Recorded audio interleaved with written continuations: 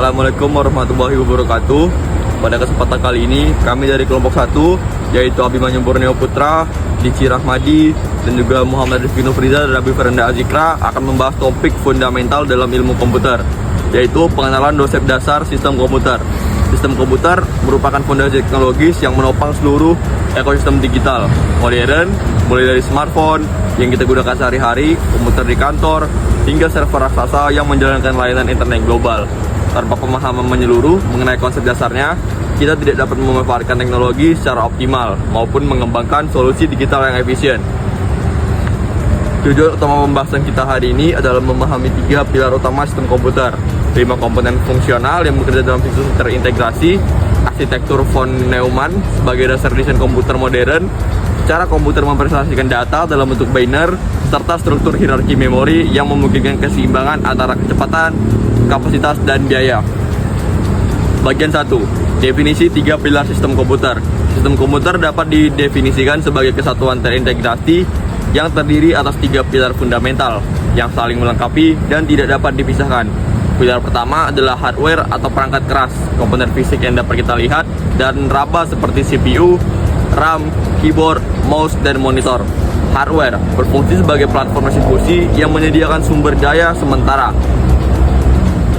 kekuatan pemrosesan, ruang penyimpanan sementara, serta antarmuka interaksi dengan dunia luar. Tanpa hardware, tidak ada medium fisik bagi perangkat lunak untuk dijalankan. Pilar kedua adalah software atau perangkat lunak, kumpulan instruksi terstruktur yang mengendalikan hardware untuk melaksanakan tugas tertentu. Software berfungsi sebagai jiwa yang memberikan makna dan tujuan pada hardware yang bersifat pasif. Bayangkan CPU tanpa sistem operasi. Ia hanyalah sepotong silikon dengan jutaan transistor yang tidak melakukan apa-apa. Software mencakup sistem operasi seperti Windows atau Linux yang mengelola sumber daya seperti hardware, program aplikasi seperti browser atau pengolah kata, serta bahasa pemrograman yang memungkinkan pengembangan perangkat lunak baru. Tanpa software, hardware tidak lebih dari kumpulan komponen elektronik tanpa fungsi yang bermakna. Pilar ketiga adalah brainware atau sumber daya manusia. Kita sendiri sebagai pengguna, pengembang, administrator sistem, dan pengambil keputusan. Brainware berfungsi sebagai penentu tujuan, kriteria keberhasilan, serta interpretasi hasil output sistem. Tanpa kehadiran manusia, sistem komputer tidak memiliki arah atau nilai guna. Ketiga pilar ini membentuk rantai nilai yang tak terpisahkan. Hardware tanpa software tidak berfungsi, software tanpa brainware tidak memiliki tujuan, dan brainware tanpa hardware tidak memiliki medium eksekusi. Bagian 2, 5 komponen fungsional dan siklus IPOS. Dari perspektif fungsional, sistem komputer bekerja melalui 5 komponen utama yang beroperasi dalam siklus terintegritas yang dikenal sebagai IPOS, singkatan dari input, processing, output, dan storage. Komponen pertama adalah perangkat input yang berfungsi menerima data dan instruksi dari lingkungan eksternal. Contohnya keyboard untuk memasukkan teks, mouse untuk mengarahkan kursor, mikrofon untuk merekam suara, atau sensor pada perangkat LOT yang mengumpulkan data lingkungan. Kualitas input secara langsung menentukan kualitas output. Prinsip garbage in, garbage out menegaskan bahwa data yang tidak akurat atau tidak lengkap akan menghasilkan informasi yang tidak dapat diandalkan. Komponen kedua adalah Central Processing Unit atau CPU yang berperan sebagai otak sistem komputer. CPU bertugas mengeksekusi instruksi program dan melakukan operasi pemrosesan data. CPU terdiri atas 3 unit fungsional. Contoh unit yang mengkoordinasikan seluruh operasi seluruh komponen sistem: Arithmetic Logic Unit atau ALU yang melakukan operasi aritmatika seperti penjumlahan dan pengurangan serta operasi logika, serta registrasi memori berkecepatan sangat tinggi yang menyimpan data sementara selama pemrosesan berlangsung. Komponen ketiga adalah memori utama yang berfungsi sebagai tempat penyimpanan sementara untuk instruksi program dan data yang diproses oleh CPU. Memori utama dibedakan menjadi 2 jenis: RAM atau Random Access Memory yang bersifat volatil, artinya kehilangan seluruh data saat daya dimatikan dan digunakan untuk penyimpanan aktif selama sistem beroperasi, serta ROM atau Read Only Memory yang bersifat non-volatil dan berisi instruksi dasar yang diperlukan saat komputer menyalakan seperti BIOS atau UEFI. Komponen keempat adalah perangkat output yang berfungsi menyajikan hasil pemrosesan kepada pengguna dalam bentuk yang dapat dipahami. Bentuk output meliputi visual seperti monitor, proyektor, cetak seperti printer, audio seperti speaker, atau bahkan sinyal kontrol untuk menggerakkan akuator pada sistem robotik. Komponen kelima adalah perangkat penyimpanan sekunder yang berfungsi menyimpan data dan program secara permanen untuk jangka panjang. Bahkan setelah dimatikan, jenisnya meliputi hard disk, drive atau HDD yang menggunakan piringan magnetik berputar, solid state driver atau SSD yang menggunakan memori flash tanpa komponen bergerak sehingga jauh lebih cepat, serta cloud storage yang diakses melalui internet. Kelima, komponen ini bekerja dalam siklus IPOS yang berfungsi iteratif atau kontinu. Data dimasukkan melalui perangkat input, diproses oleh CPU, dengan bantuan memori, hasilnya ditampilkan melalui perangkat output, dan disimpan permanen pada media penyimpanan sekunder. Siklus ini berulang jutaan hingga miliaran kali per detik pada sistem modern. Bagian 3, arsitektur von Neumann. Arsitektur von Neumann merupakan kerangka desain sistem komputer yang ditemukan oleh matematikawan John von Neumann dalam laporan First Draft of a Report on Advanced tahun 1945. Meskipun von Neumann bukan satu-satunya kontributor, namanya menjadi identik dengan arsitektur ini karena perannya dalam mendokumentasikan prinsip-prinsip yang hingga kini tetap menjadi fondasi komputer modern. Arsitektur ini didasarkan pada 4 prinsip fundamental. Pertama, penyimpanan program dalam memori instruksi program dan data disimpan dalam memori utama yang sama. Prinsip ini memungkinkan komputer bersifat general purpose. Komputer yang sama dapat menjalankan kalkulator, mengolah kata, atau game yang hanya mengubah isi memorinya tanpa modifikasi perangkat keras mendasar. Kedua, pemrosesan berurutan instruksi dieksekusi secara berurutan satu persatu, kecuali ada instruksi lompat yang mengubah alur eksekusi. Ketiga, 4 komponen utama sistem terdiri atas unit pemrosesan pusat, memori utama, perangkat input, dan perangkat output. Keempat, bus sistem tunggal satu jalur komunikasi digunakan untuk mentransfer data dan instruksi antara CPU dan memori. Operasi dasar CPU dalam arsitektur von Neumann diwujudkan melalui siklus 3 tahap yang berulang secara kontinu. PT atau pengambilan kontrol unit mengambil instruksi berikutnya dan memori. Dekode atau penerjemahan kontrol unit menerjemahkan instruksi menjadi sinyal kontrol yang diperlukan. Serta execute atau eksekusi lalu melaksanakan operasi yang diminta. Pada CPU modern dengan clock speed 3 GHz, satu siklus clock berlangsung hanya 0,33 nanodetik, memungkinkan miliaran instruksi dieksekusi per detik. Namun arsitektur ini memiliki keterbatasan inheren yang dikenal sebagai von Neumann bottleneck karena instruksi dan data berbagi bus yang sama. CPU seringkali harus menunggu untuk mengatasinya. Arsitektur komputer kontemporer menerapkan pendekatan hyper.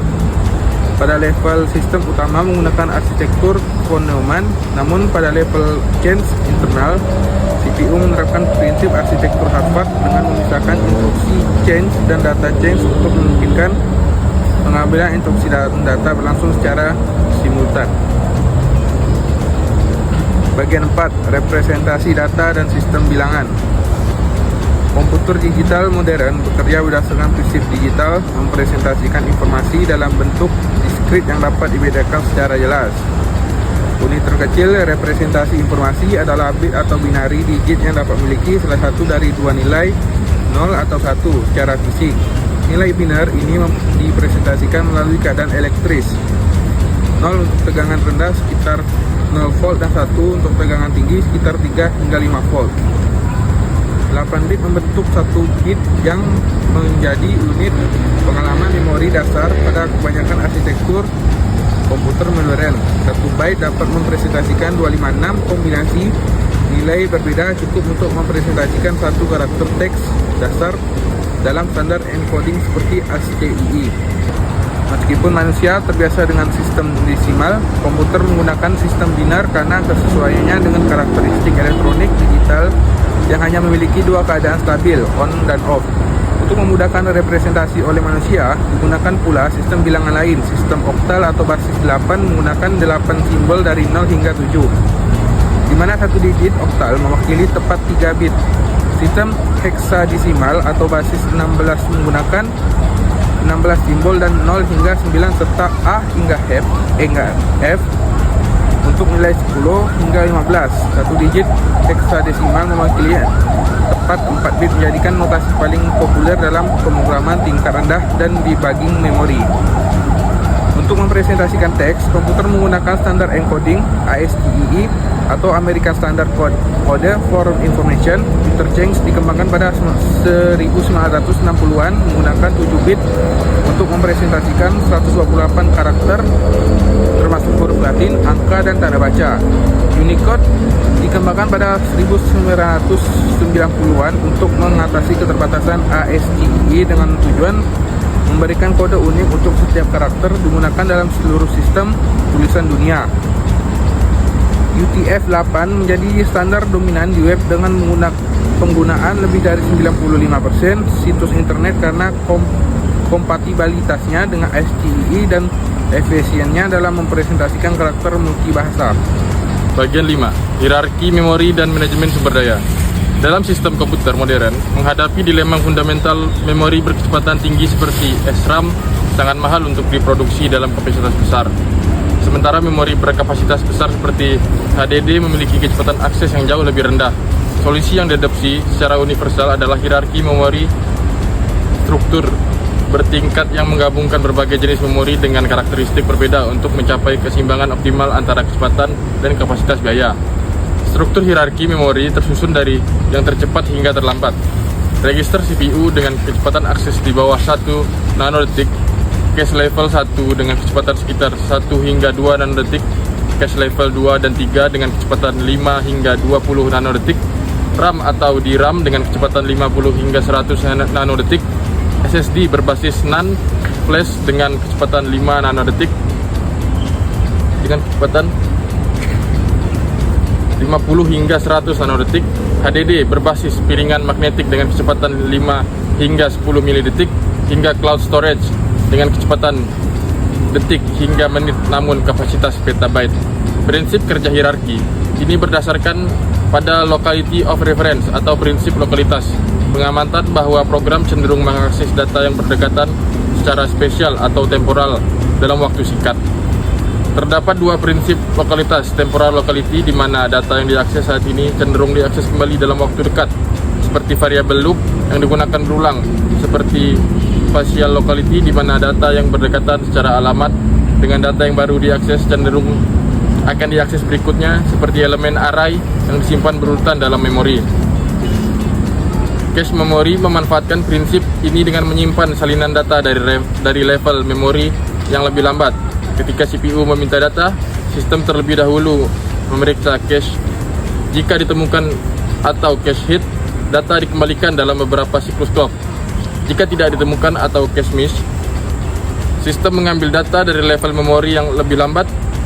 Rasio cache hit yang tertinggi, lebih dari 95% pada sistem modern, secara dramatis meningkatkan kinerja sistem secara keseluruhan.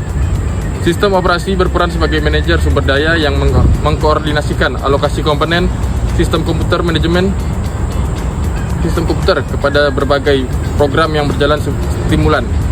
Dalam manajemen CPU, sistem operasi mengalokasikan waktu pemrosesan melalui scheduling algorithm. Dalam manajemen memori, sistem operasi mengalokasikan ruang memori kepada proses dan mengimplementasikan virtual memory. Dalam manajemen I/O, sistem operasi menyediakan antarmuka terstandarisasi melalui device driver. Tanpa manajemen sumber daya yang efektif oleh operasi, sistem komputer multiprogram tidak mungkin beroperasi secara stabil. Bagian 6, implikasi praktis dan penutup. Pemahaman konsep dasar dalam sistem komputer memiliki implikasi signifikan baik secara akademis maupun profesional.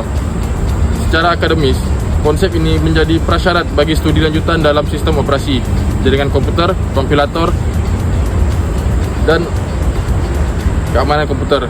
Secara praktis, pengembang yang memahami struktur memori dan prinsip lokalitas dapat menulis kode yang lebih efisien, misalnya dengan mengakses array secara berurutan untuk memanfaatkan special locality. Administrator sistem yang memahami interaksi antar komponen dapat mendiagnosis bottleneck kinerja antara komponen secara akurat, apakah berasal dari keterbatasan CPU, kekurangan RAM, atau latensi I/O pada penyimpanan.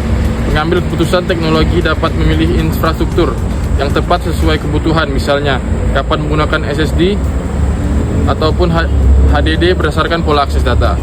Dalam era komputasi awan, edge computing, dan kecerdasan buatan, fondasi konsep dasar sistem komputer justru menjadi semakin relevan, bukan sebagai pengetahuan statis yang ketinggalan zaman, melainkan sebagai kerangka berpikir yang memungkinkan adaptasi terhadap teknologi baru yang terus berevolusi. Dengan memahami bagaimana komputer bekerja dari dalam, kita tidak hanya menjadi pengguna teknologi yang lebih bijak, kita juga menjadi arsitek masa depan digital yang mampu berinovasi secara bermakna. Sebagai penutup, sistem komputer merupakan entitas terintegrasi yang dibangun di atas 3 pilar fundamental, hardware, software, dan brainware, yang bekerja sinkritas dalam siklus IPOS. Arsitektur Von Neumann yang dikemukakan pada tahun 1945 tetap menjadi fondasi desain komputer modern melalui prinsip penyimpanan program dalam memori dan pemrosesan berurutan, representasi data dalam bentuk biner, serta hierarki memori yang terstruktur mencerminkan solusi elegan terhadap dilema kecepatan, kapasitas, biaya dalam desainer sistem komputer. Sekian video yang dapat kami sampaikan. Wassalamualaikum warahmatullahi wabarakatuh.